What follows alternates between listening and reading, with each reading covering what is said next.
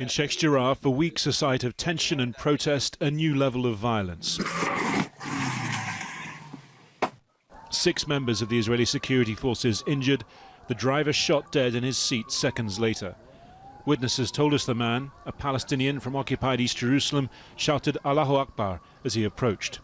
On edge, Israeli forces driving our team and others from the immediate area. Calm down, please. There's no need to get aggressive. 4 Palestinian families further down this street are facing imminent forced expulsion from their homes. Their fate driving many of the protests that preceded the descent into the airstrikes, rocket fire and communal violence of the last week. Sheikh Jarrah was the focus of so much of the simmering tension that we saw here throughout the month of Ramadan. Tension that sparked violence that has spread far beyond here, violence that is continuing. A short drive from Sheikh Jarrah, an Israeli settler was filmed taking aim at Palestinians. 2 were later reported shot and injured.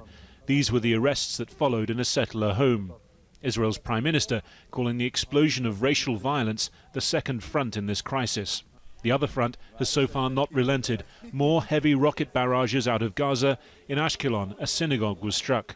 Israeli attacks on Gaza also unrelenting.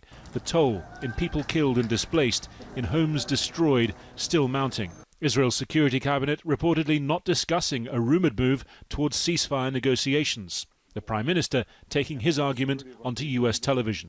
We're trying to degrade Hamas's terrorist abilities and to degrade their will to do this again. So it'll take some time. I hope it won't take long, but it's not immediate. But there's also a report that Egypt offered a truce. Hamas said yes. You said no. Why? Well, that's not what I know. And frankly, if Hamas thought that they could just fire on our rockets and then sit back and enjoy immunity, that's false. By nightfall in Sheikh Jarrah, the checkpoint had been reinforced with heavy blocks.